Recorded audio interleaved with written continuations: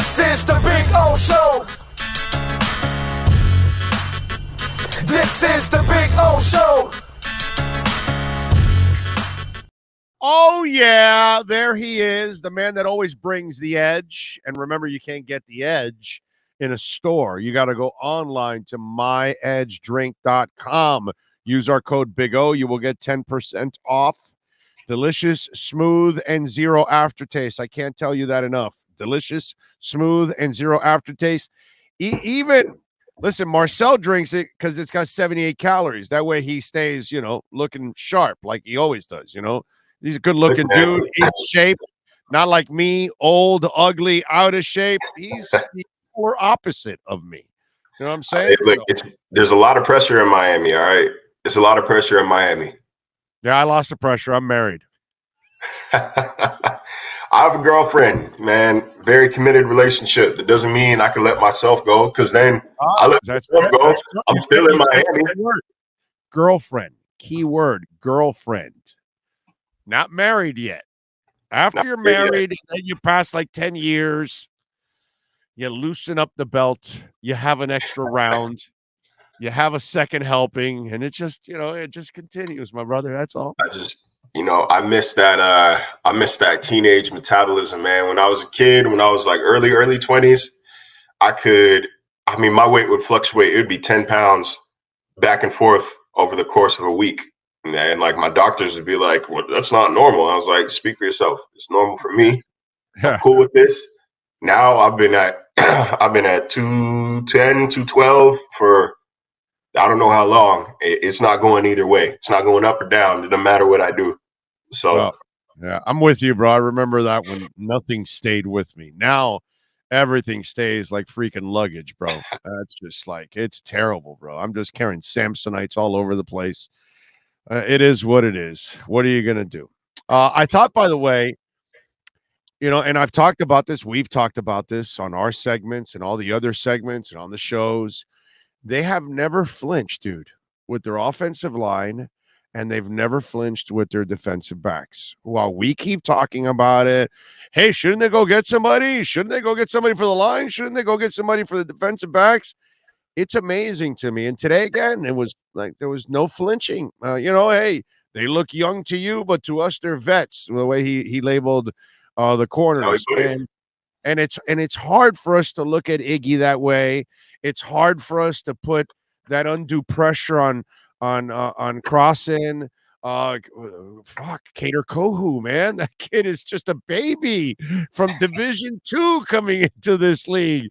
So it's just like one of those things.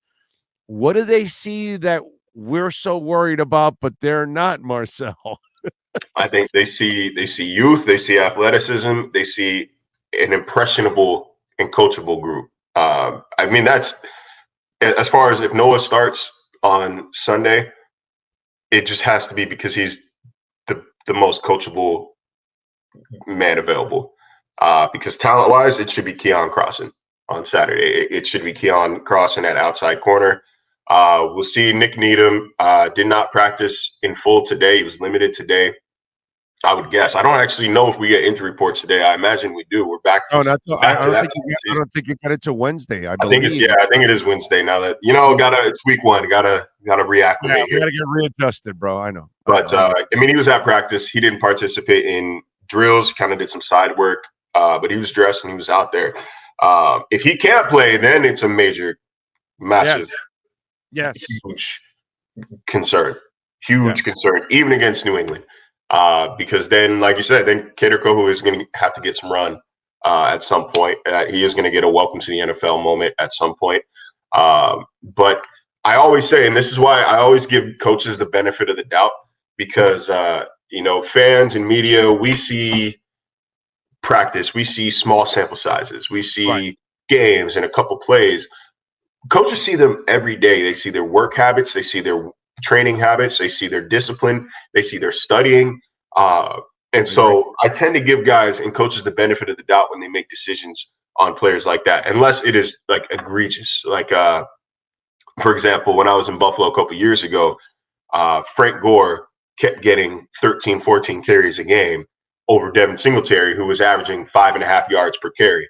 then it was like, all right, man, like help us help you here because the fans are ready to riot.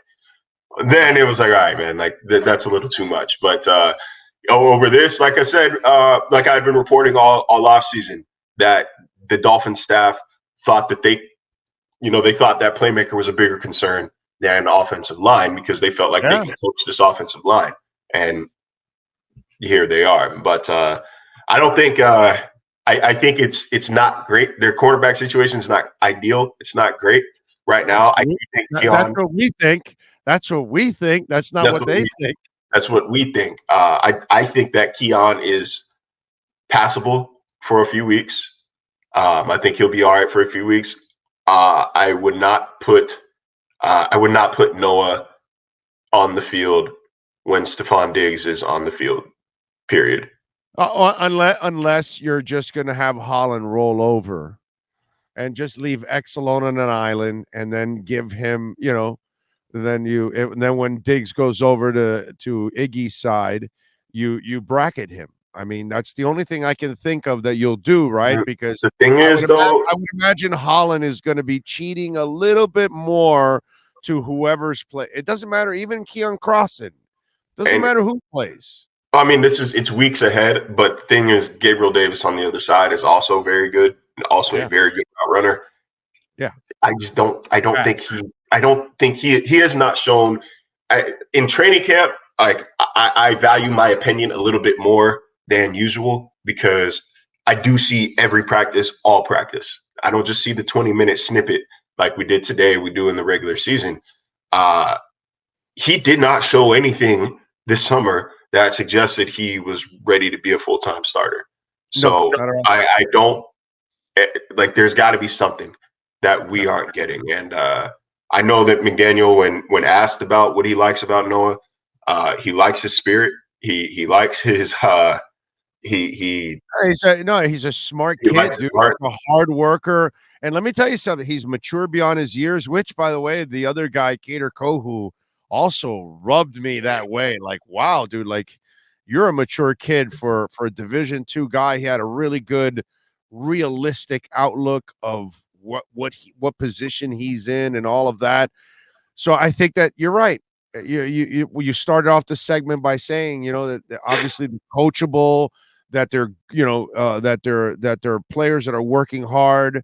So obviously there are tangibles that they like about these guys and why they believe in them and why they're giving them the chance. So let me tell you something. The other thing is they've had convictions in the past with Nick Needham, who did not look good early on. He looked terrible in camp, and he looked terrible the first couple weeks of the regular season. In fact, my joke with Nick Needham his first year was, Nick, we don't need to see him anymore. That's kind of what I play on words that I did with him. Seriously, the first couple of weeks of the regular season, I was like, yeah, we don't need to see him anymore. We're done with him. And then all of a sudden, the light went on, and he took off. But I mean, that was what True Williams was the same thing, that it looked like the light was coming on. And I wonder if they just feel that eventually the light will come on with Iggy. Light has to come on with Kader. I don't know. It's year 3 for Iggy. We're not all the same now. Now, to be fair, we're not all the same. Not skin in the game. I have no dog in the fight here. Like, if the Dolphins win by 40 or lose by 40, I'm going to come home and I'm going to sleep well.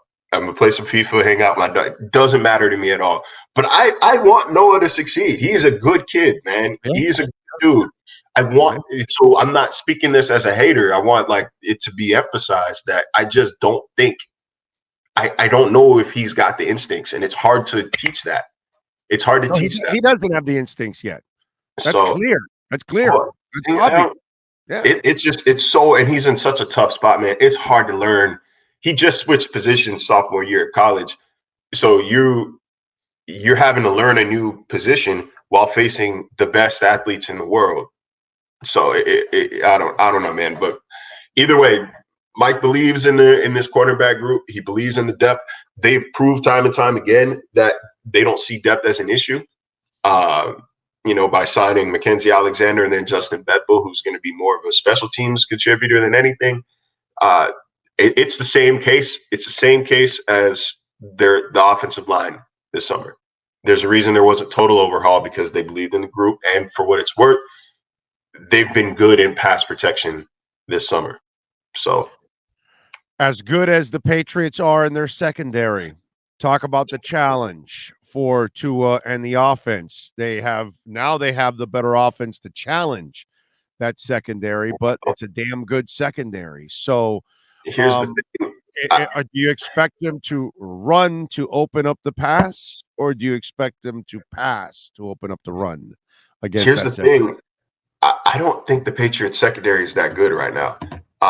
They're down Jonathan Jones. They're down Malcolm Butler. I'm not a believer right now. I think this is a vulnerable. I think it's an exploitable secondary. I think not only do the Dolphins throw the ball, because that's the weakness right now in this team, I think they win by multiple scores. Like there's nothing about the Patriots that necessarily impresses me this season. My rationale is this right here. The New England beat is, as I'm pulling up their depth chart just to make sure who is even playing. Jalen Mills is their CB1 right now. But the New England beat is one of the friendliest beats in the NFL. And I say that with all due respect, because there are some great reporters on that beat, but they are one of the friendlier beats in the NFL. They have spent all offseason saying zero good things about what this offense can do. Yeah. Zero good reports out of that. Yeah. If that's what they're saying, then I am inclined to believe it. And it's at a point where, look, Belichick can he can extract the most out of a roster, I'm sure. But as we saw in 2020, there's a limit to that.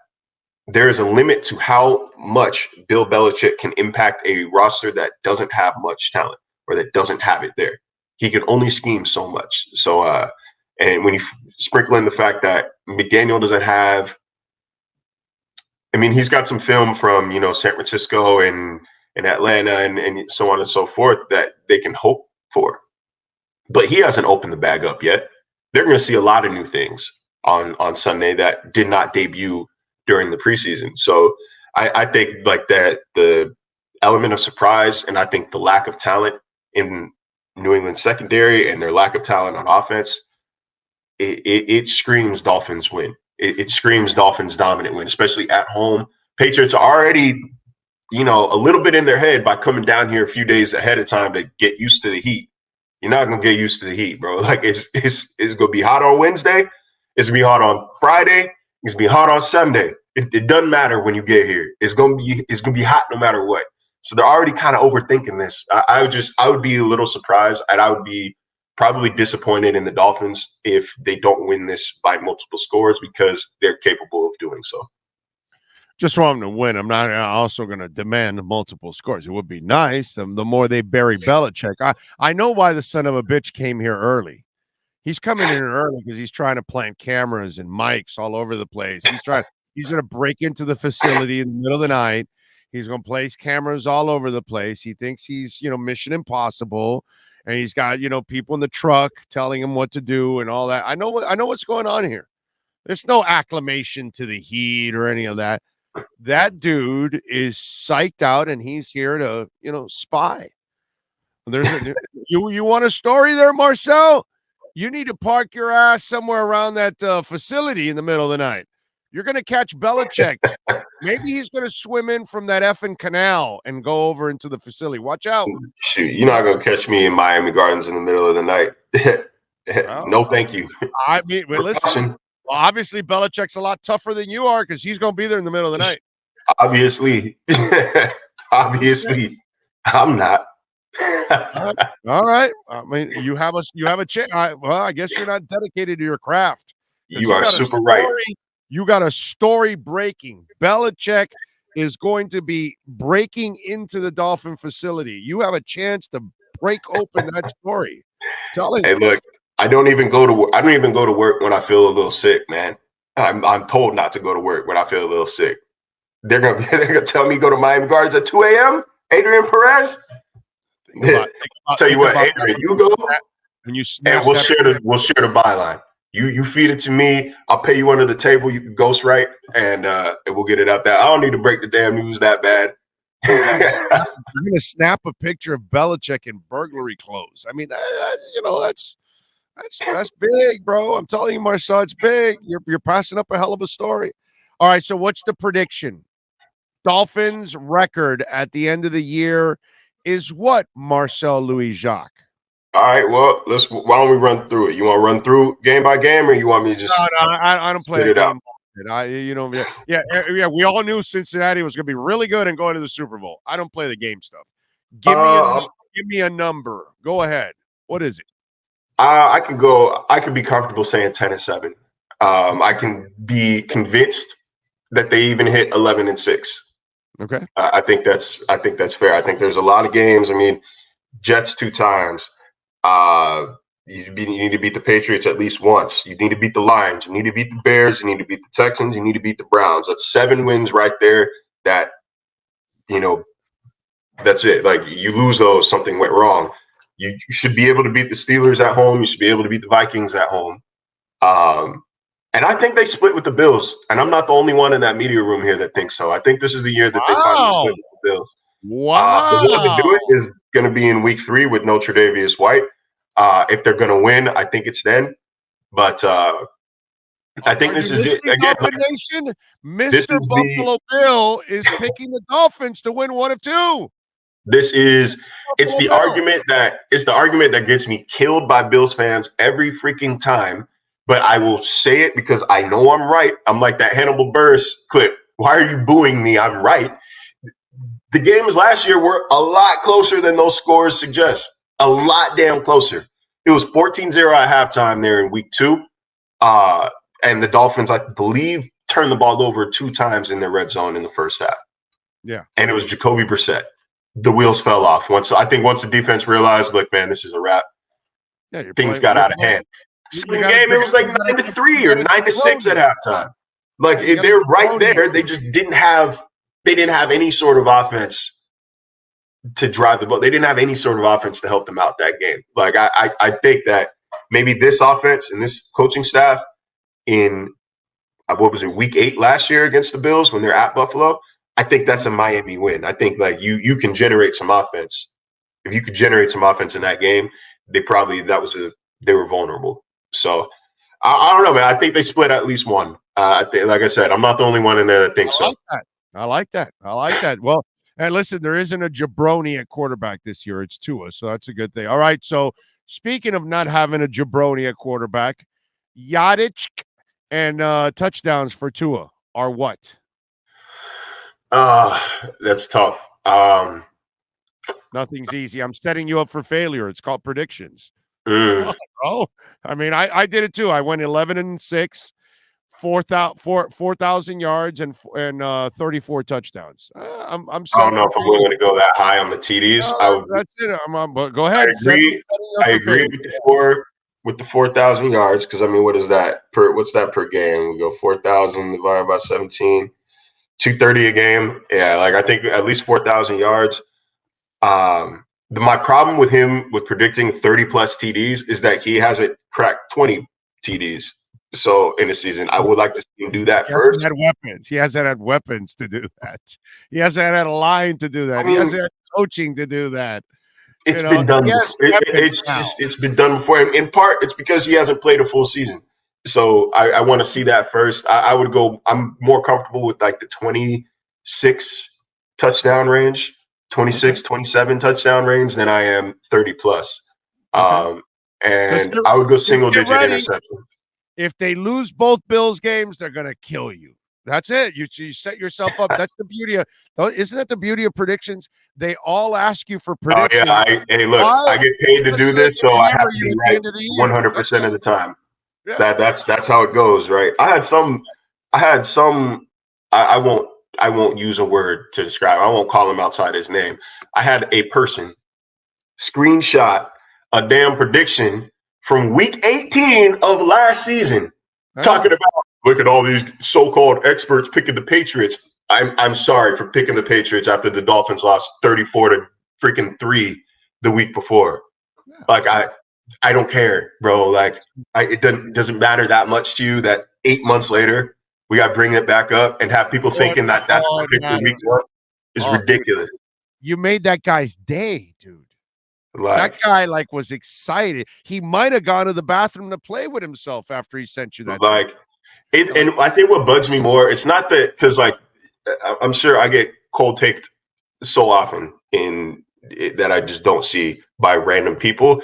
It's people that work for like a non-traditional outlet or even fellow media, quote unquote media, and I'm using it loosely, that try to do that shit where it's like, come on, bro, like you're not even including all the information and you're out here saying, look at these media driven narratives, look at these people, but I'm also going to withhold information to make it seem like it's something it's not. Like I don't like that kind of insider crime, media on media crime, unless it's egregious. So yeah, and that bugged me a lot. But I say all that to say, man, like predictions, let's be honest, man, unless like I'm really harping into it throughout the week, like they're due on Thursday at noonish. I'm probably filing it Thursday at 11:53. Like there's so little thought. Like I'm not spending hours and hours on a damn game prediction, man. Like I'm spending 20 minutes and I'm going with my gut. Be wrong because we're going to be wrong because predictions are just set us up for failure. This is how I feel. This is how I feel the game will go. Don't even pay attention to the score. Like again, unless I'm harping on it in the week, just take the straight up winner. When you look at my predictions, I just go with my gut on these things, and I explain my gut.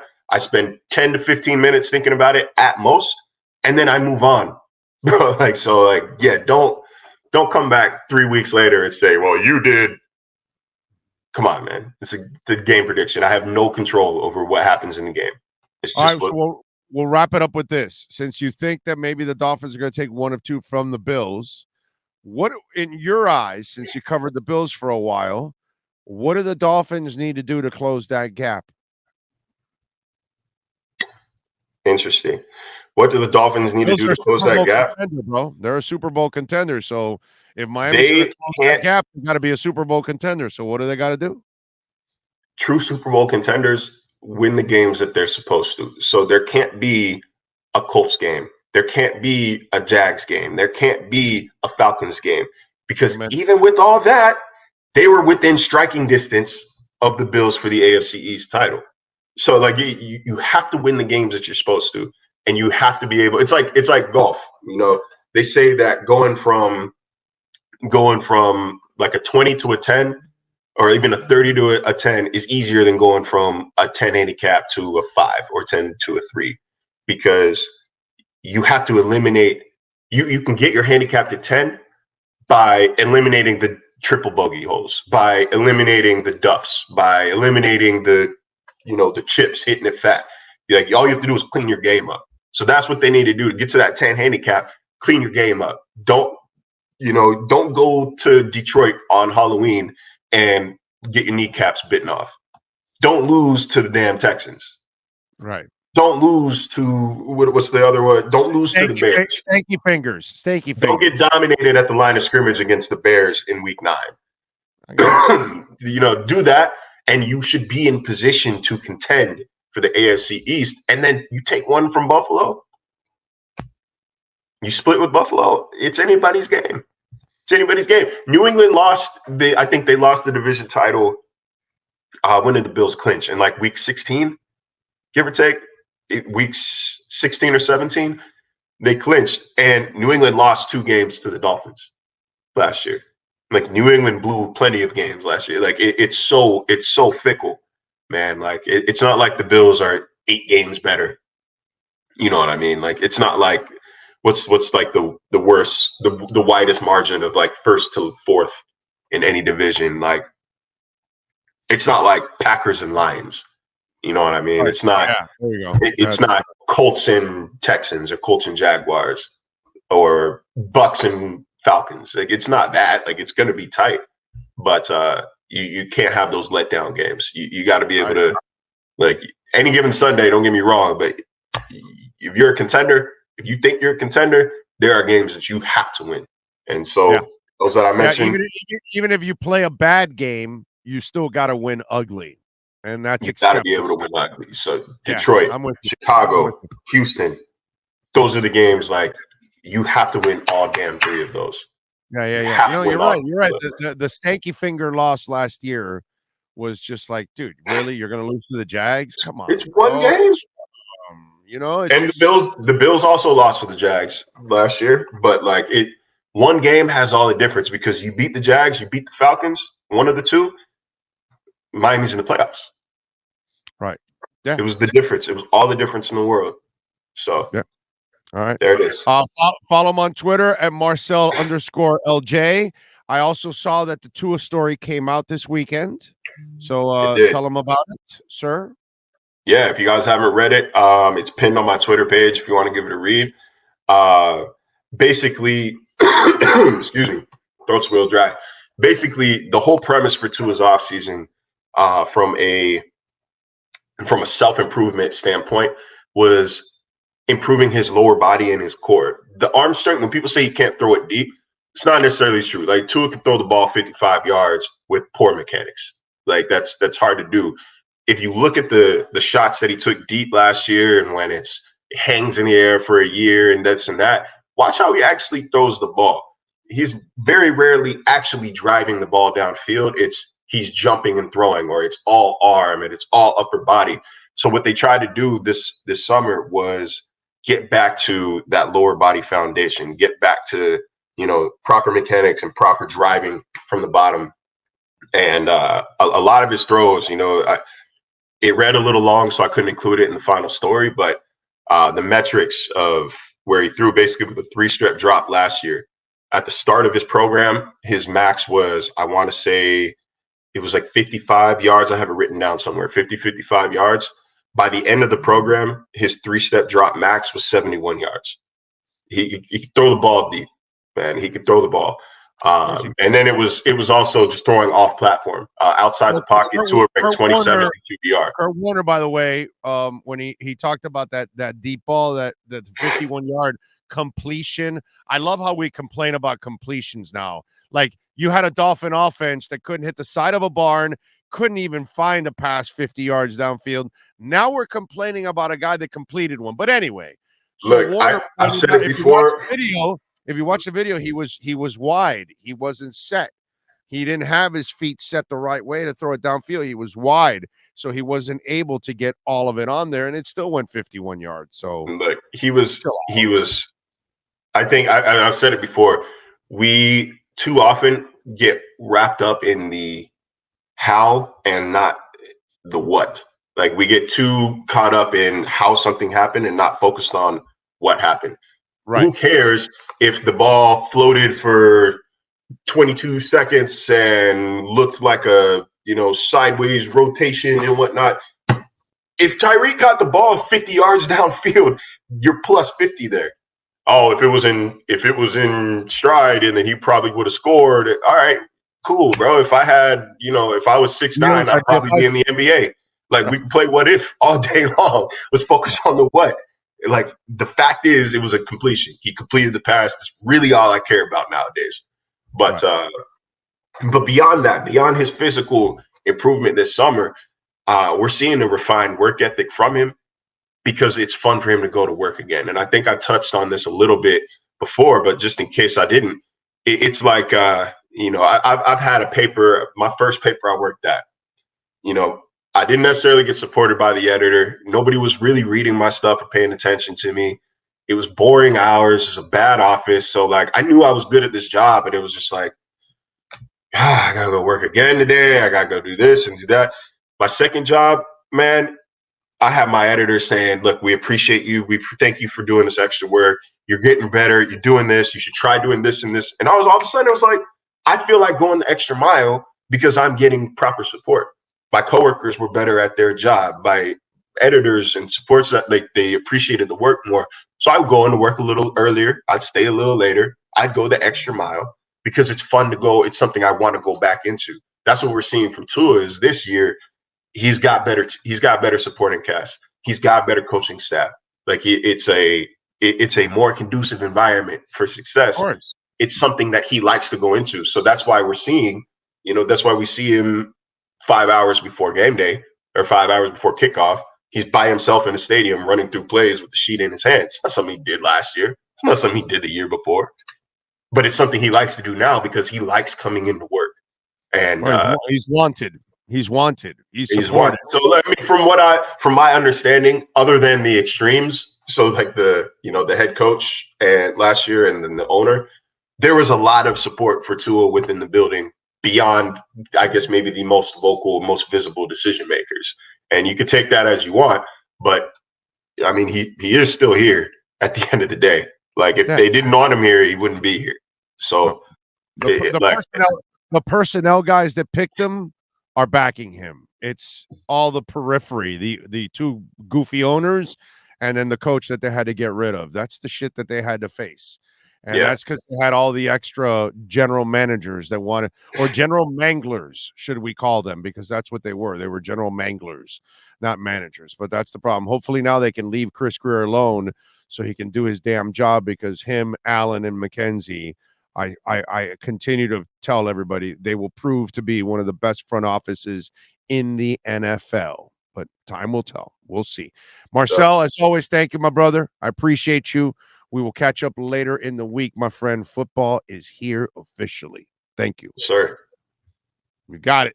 There you go. Remember, you can't buy it in a store, only online. MyEdgeDrink.com. Delicious, smooth, zero aftertaste, 78 calories. Use our code Big O. Get 10% off. Support the great people that support us and taste the most delicious energy drink on the planet. MyEdgeDrink.com. That's a wrap here for hour number 3. Hour number 4 will start, baby. Mike McCoy steps up to the mic.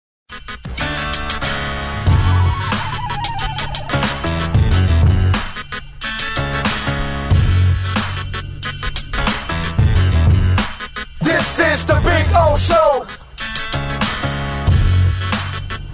This is the Big O Show.